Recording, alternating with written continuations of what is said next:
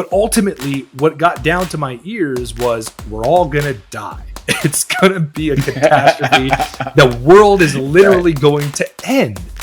So this is Y2K all over again. There's a weird tension, balance, dissonance, even between what people need to know and need to be worried about, and what people are worried about, and what people do know. I hear you with that. I disagree fundamentally, mainly because Really?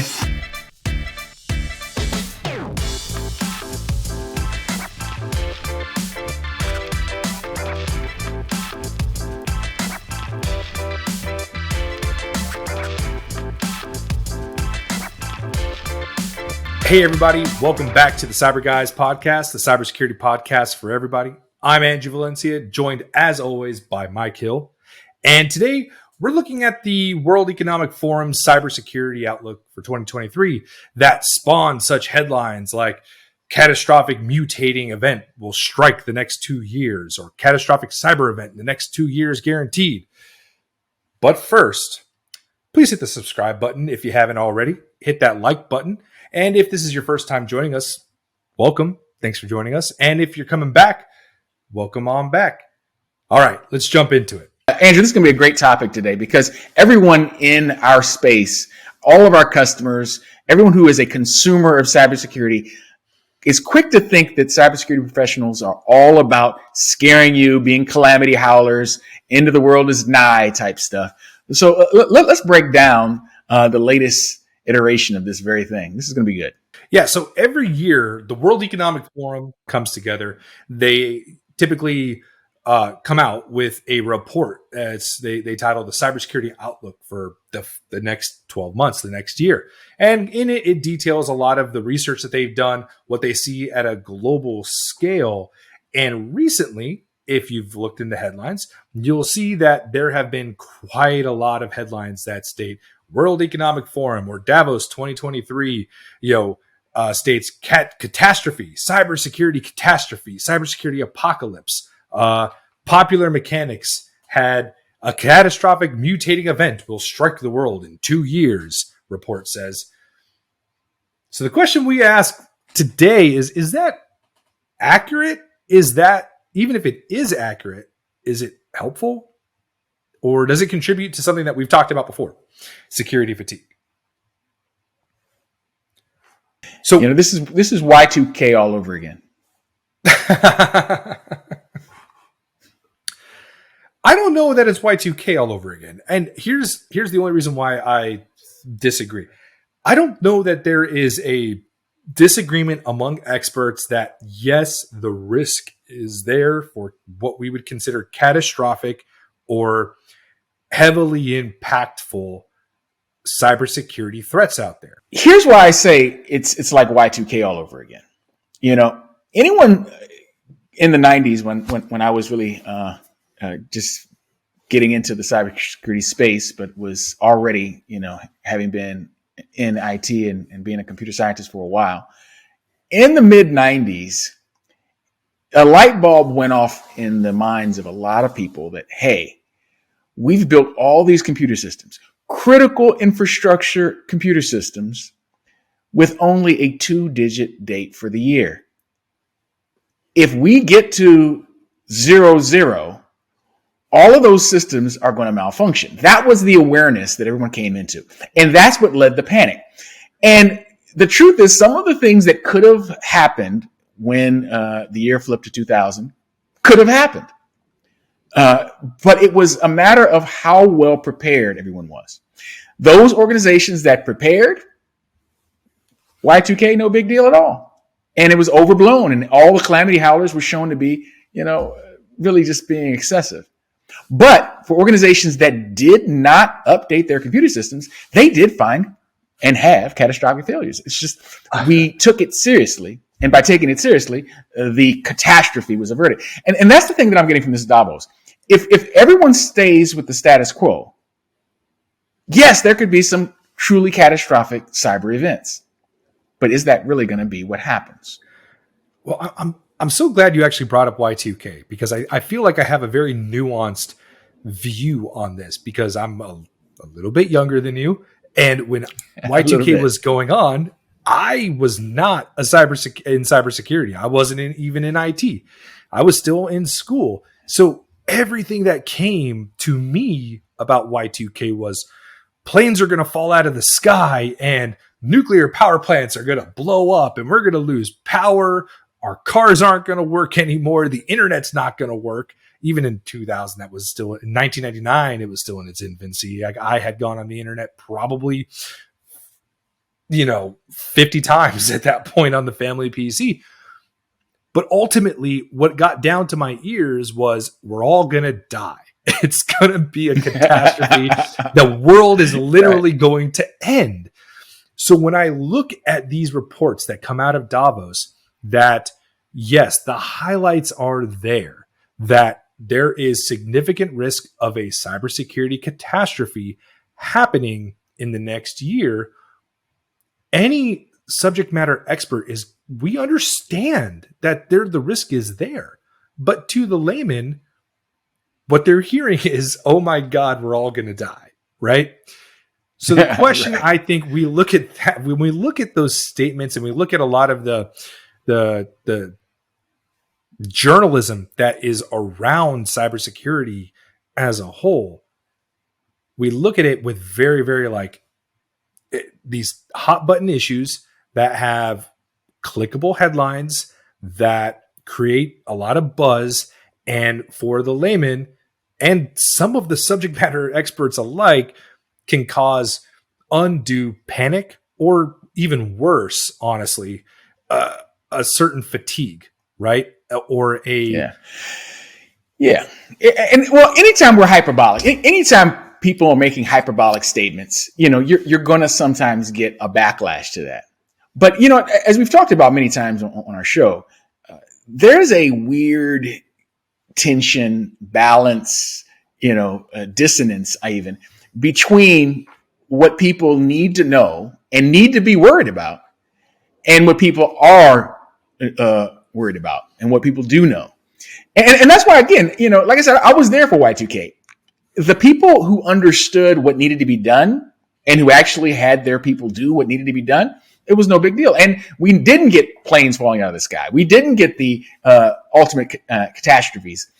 That, even though some of that stuff was even overstated then, some of it, particularly in the financial realm, some of that stuff was very, very real. It was very viable that it could have happened. And it's similarly the case with what's coming out of Davos.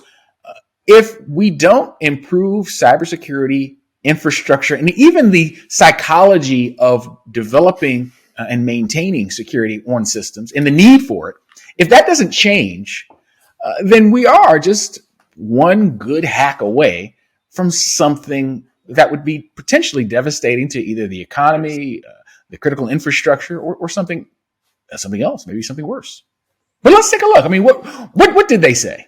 Yeah, so I mean, I think the important thing to remember about the World Economic Forum's Cybersecurity Outlook for 2023 is the things that don't make the headlines, right? First and foremost, I mean, I would love to go through. They had a panel called "Protecting Cyberspace Amid Exponential Change," and of course, the baseline of all of the argument here is that the cybersecurity space is ever evolving, right? The threat landscape is evolving almost at an exponential rate, right? So yes, there's cause for concern. Now, before we go through all the bad, oh God, the world's going to end and planes are going to fall out of the sky, gas pipelines are going to blow up, I think it's actually important to look at some of the positives that have come out of this, right?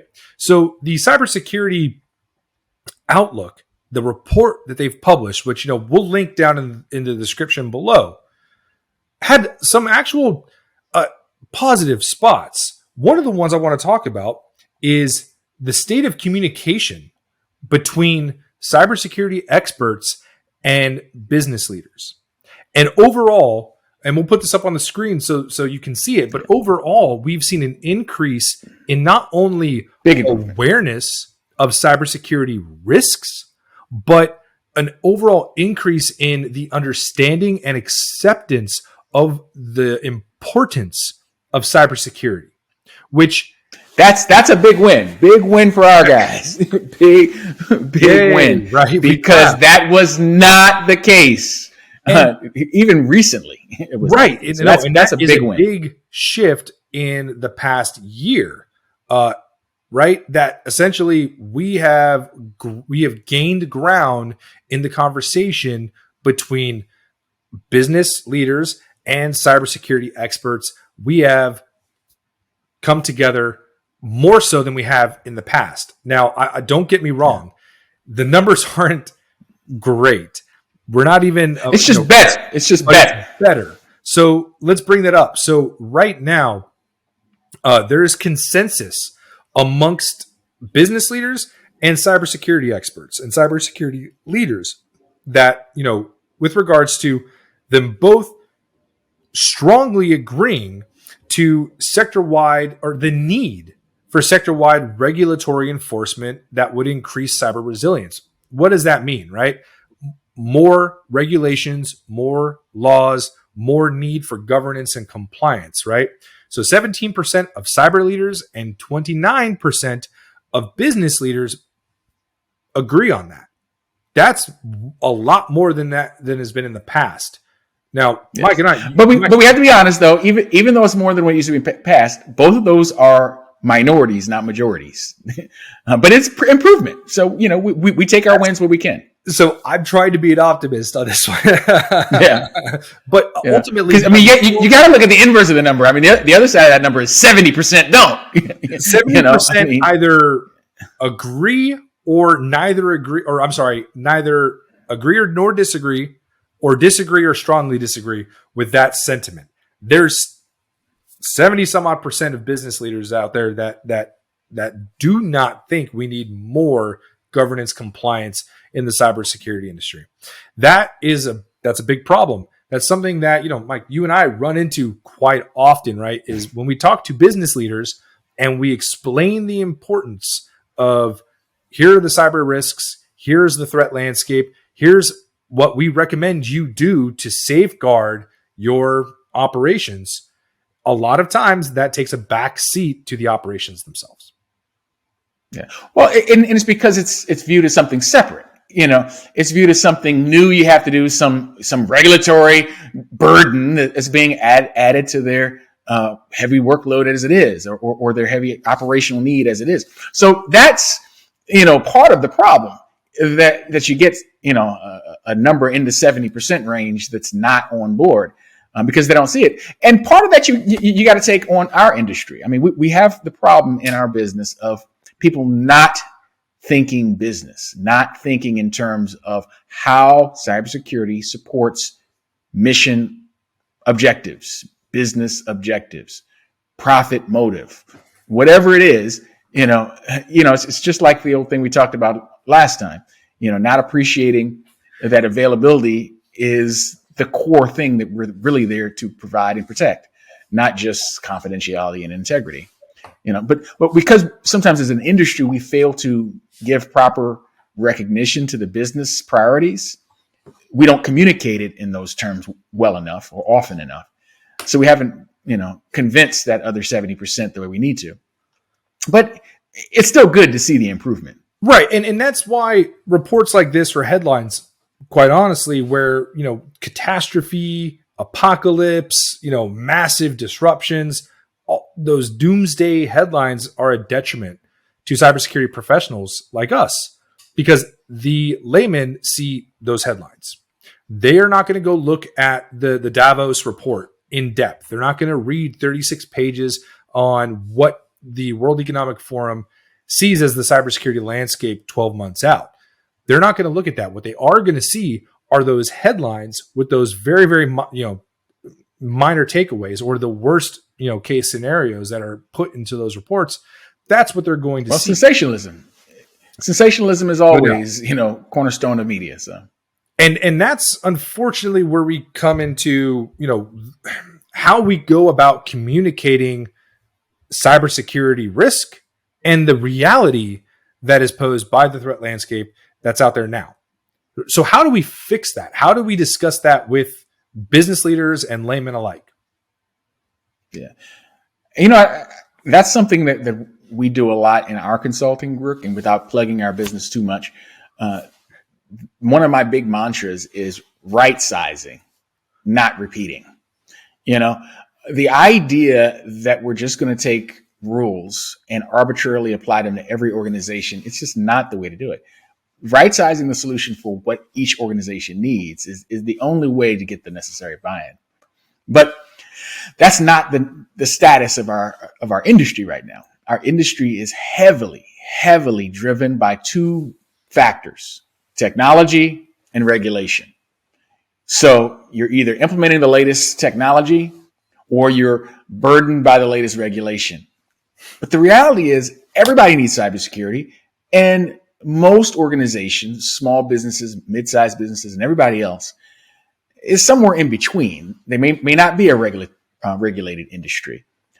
They may not be able to afford, the latest, greatest AI-driven predictive analytic cybersecurity threat hunting software. But everybody still needs it. And the thing is, they shouldn't feel burdened with this huge monstrosity of best practices, but rather should be able to find the right size solution that's adequate to their needs that meets their goals. That's really what is often missing. And that's the piece that, I've been focusing a lot on. We've been focusing a lot on with our business to help organizations get the pieces of these best practices that fit them, that work for them, that they need. Yeah, that's always the risk between governance and compliance, right? Is there is always a risk of turning any type of governance or compliance exercise into a box check game, right? Where you simply follow a list of instructions or a list of regulations and are more focused on doing whatever it takes to check the box, as opposed to actually implementing cybersecurity best practices and standards. There's a very big difference. And the more regulation you have, the more bureaucracy that gets involved, and the less likely you're able to put resources behind implementing sound cybersecurity practices. And the more likely you are to put resources behind, we got to check these boxes. We got to get through this process. We got to score whatever we can, whatever threshold there is for compliance on this specific regulation. So it's twofold, right? There is the need for regulation. There's the need for additional compliance, and business leaders are beginning to understand the importance of that. But at the same time, cybersecurity leaders, cybersecurity SMEs, consultants like us, we have the need to really, we have the responsibility to communicate real world application of cybersecurity, right? The need, the risk, the actual threat landscape that's out there, and how just checking a box just won't simply pass muster. Right. Exactly. So I do want to go through some of these headlines. I do want to show you some of, I don't want to boil it down to fear mongering because that sounds like I'm being reductive, but quite honestly, let me share with you the actual screenshot on the Daily Star's article on the World Economic Forum's cybersecurity report.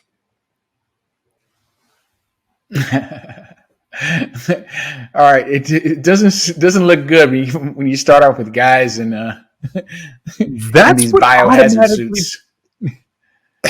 I mean, the picture of guys in biohazard suits. Okay, that's the first thing you see. Guys in biohazard suits. I mean, what are they dealing with? A radiation leak? I mean, and I guess that's the point. A nuclear meltdown caused by a cyber attack. That's the idea that they're really pushing here. But my goodness. Right. Yeah, that's ridiculous, right? I mean, it goes on to further catastrophize this scenario, right? Where quote, some worry that a worldwide cyber attack could cause, quote, apocalyptic scenarios due to the fall of critical infrastructure. Now, don't get me wrong. Critical infrastructure is in sore need of a boost in cyber defense. That doesn't mean it's not being done.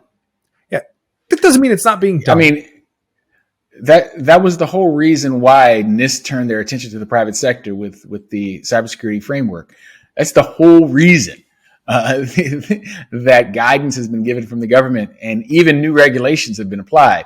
But yeah, you show this colorful drawing of deadly viruses and guys in biohazard suits, and say, "Ooh, what if they hacked into a place where they're experimenting and studying the most deadly viruses in existence, and all of a sudden now that's been contaminated the water table, and now it's spreading from patient zero around the world, all because of a hack, a cyber attack that targeted these bioresearch facilities."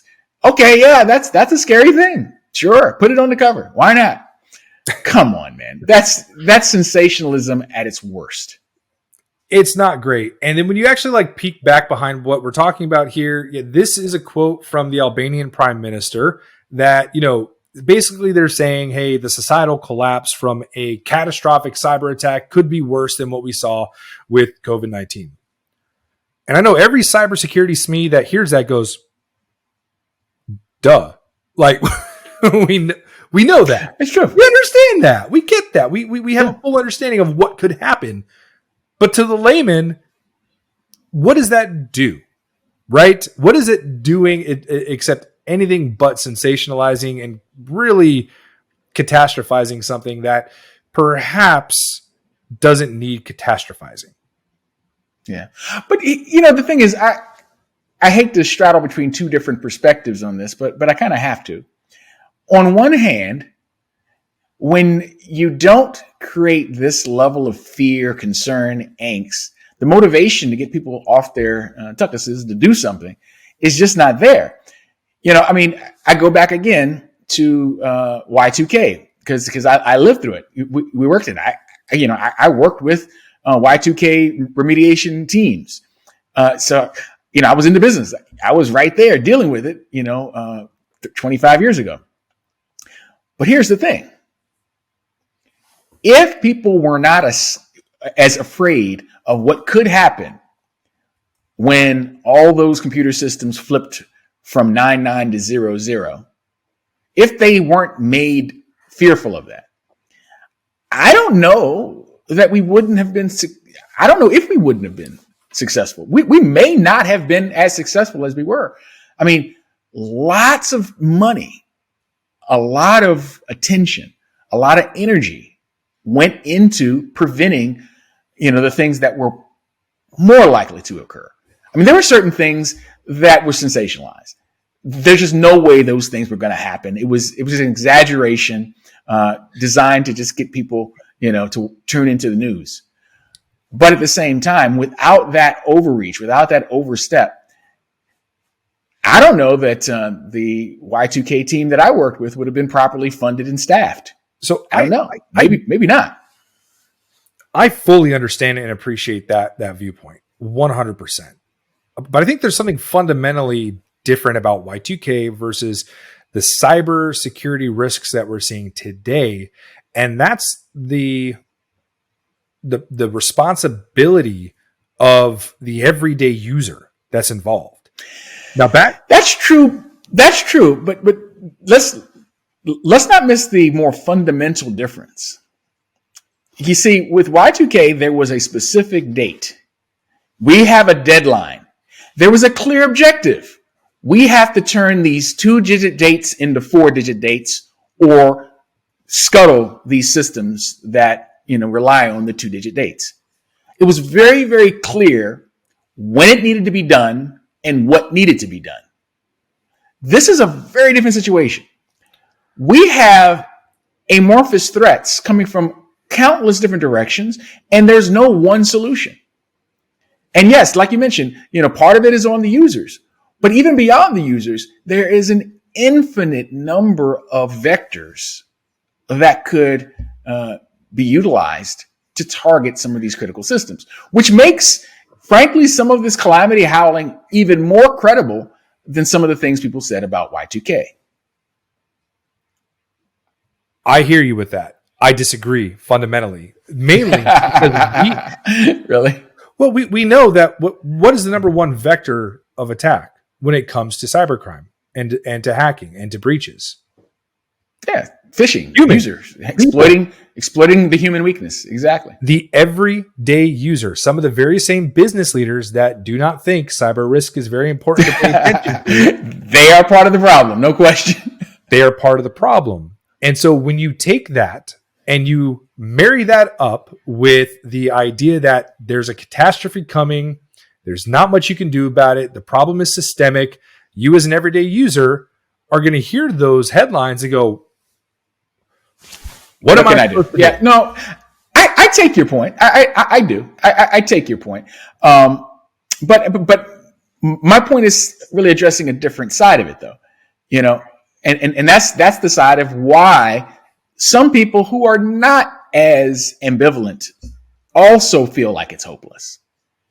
Because again, how is the enemy going to attack? Who knows? Yes, will it probably have something to do with the vector that's used most often, which is getting an unwary privileged user to unwittingly give someone access? Obviously, that's the low-hanging fruit, but that's not the only way in, and that's not the only vector. It's the most common vector, and it's the one that certainly should not be tolerated in critical infrastructure systems on any scale, simply by eliminating the role and the connectivity that would create the sort of backdoor that a phishing malware introduced into a system could then produce. But that having been said, we still don't really know. So our conversation ran a bit over time, and in order to do this topic any justice, we're going to have to make this a two-parter. So make sure you come back next week for part 2. But did you like today's episode? Well, if you did, drop us a like and share with a friend. Also, make sure you're subscribed to the channel so you can get all of the good Cyber Guys content that's coming your way. Leave a comment. Tell us if you agree or disagree down below. And remember, stay safe, be secure, be sure. We'll see you next time.